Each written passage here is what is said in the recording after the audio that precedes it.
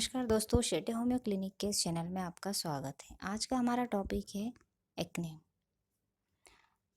दोस्तों, ये समस्या एक पर्टिकुलर एज में होती है। लगभग 12-13 की उम्र से लेके 22-25 साल की उम्र तक बच्चों में ये दिखाई देता है। और जब हमारी बॉडी में हार्मोन सिक्रेशन होना शुरू होते हैं, इन हार्मोन्स की वजह से जो शिवेशियस ग्लैंड होती है, उनका एक्टिवेशन होने के कारण ऑयल सिक्रेशन बहुत ज़्यादा बढ़ जाता है। ये समस्या कोई ऐसी बहुत बड़ी समस्या नहीं है, एक कॉमन समस्या है। ये ज़्यादातर इसी एज में होती है और ख़ास करके लड़कों में जब टेस्टोस्टेरोन का लेवल बढ़ जाता है, उसकी वजह से ये प्रॉब्लम फेस पर दिखाई देती है। और लड़कियों को भी इसी एज में ये प्रॉब्लम फेस पर दिखाई देती है। पिंपल्स होना, एक्ने होना, ये सब फेस पर दिखने लग जाता है। इसके रीज़न्स और भी हो सकते हैं, स्ट्रेस या हॉट क्लाइमेट, ऑयली स्किन होना, मेंसेस की वजह से भी ये पिंपल्स फेस पर दिखाई देते हैं। या आप ऐसा कोई मेकअप यूज़ कर रहे हैं जो बहुत ज़्यादा ऑयली हो, इसकी वजह से भी आपको फेस पर पिंपल आ सकते हैं।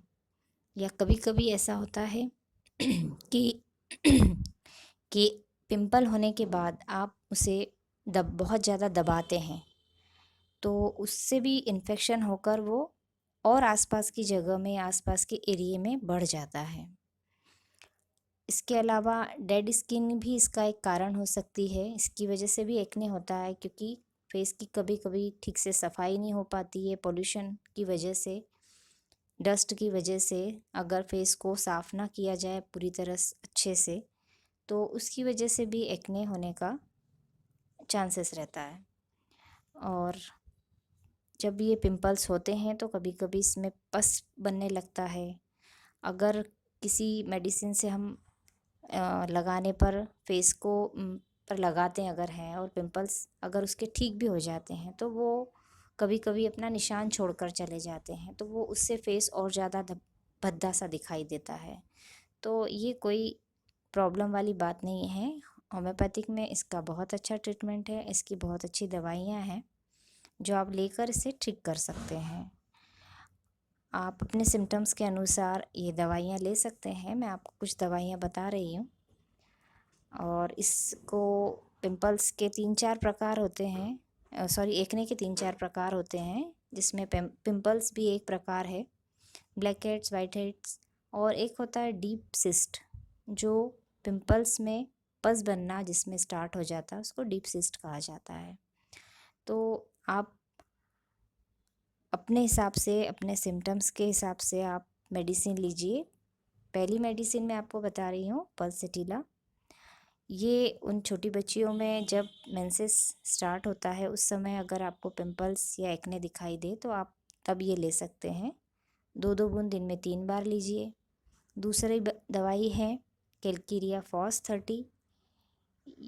बच्चियों में अगर पीरियड ज़्यादा हो रहा हो, ज़्यादा दिनों तक चल रहा हो, और वो थोड़ी सी हेल्दी हो, और उनके साथ में एनीमिया की भी प्रॉब्लम हो, तब आप उन्हें कैलकिरिया फॉस 30 पोटेंसी में 2-2 बूंद दिन में 3 बार दें, तब ये प्रॉब्लम ठीक हो सकती है। इसके अलावा कभी कभार महिलाओं में देखा गया है कि पिंपल्स एक हेयर लाइन की तरफ आते हैं, ऊपर की तरफ, फोरहेड के साइड में हेयर लाइन की तरफ आते हैं, तब आप कैलकिरिया सल्फ्यूरिकम दे सकते हैं। इसको भी 30 पोटेंसी में दीजिए, 2-2 बूंद दिन में 3 बार।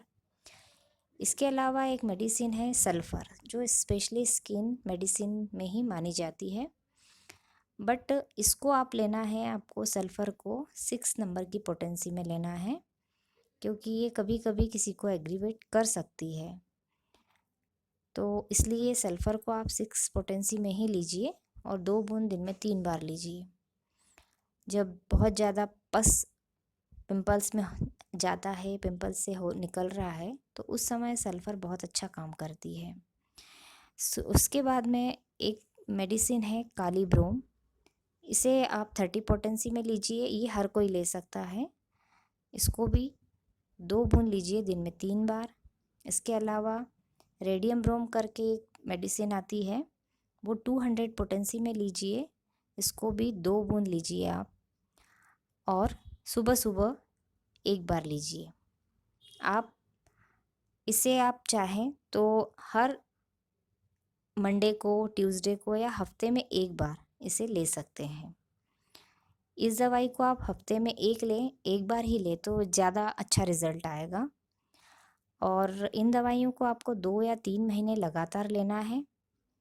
इसके अलावा आपके पिंपल्स में जो दाग पड़ जाते हैं, सूखने के बाद जो दाग निशान पड़ के जाते हैं, तो उसके लिए एक मैं आपको मदर टिंचर बता रही हूँ, बर्बरीज एक्विफोलियम मदर टिंचर।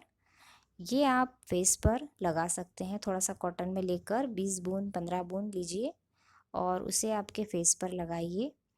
रोज़ रात को आप ऐसा कीजिए तो आपको अपने आप जो प्रॉब्लम है ये दाग धब्बे की, ये भी दूर हो जाएगी। इसके अलावा अगर आपको कोई समस्या हो स्किन से रिलेटेड तो आप मुझे कमेंट करके पूछ सकते हैं।